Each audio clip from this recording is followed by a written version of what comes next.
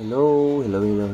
Thank you so much sa akong mga palangga, mga palablab kaayo. So, today, ako po i-flex ng uban ng mga gipanghatag nga grasya o surprise to me kaayo guys. Last na mo nga activity pagka Friday. So, daghan kay mga unexpected blessings. So, di na lang ako tagsa-tagsaon ang mga nanghatag ani. So ila jud ni hinatag no kinasing-kasing ni nila nga gitonol namo unya kaming tanan nga lipay gayod. So ako po na i-flex ang mga grasya nga nadawat.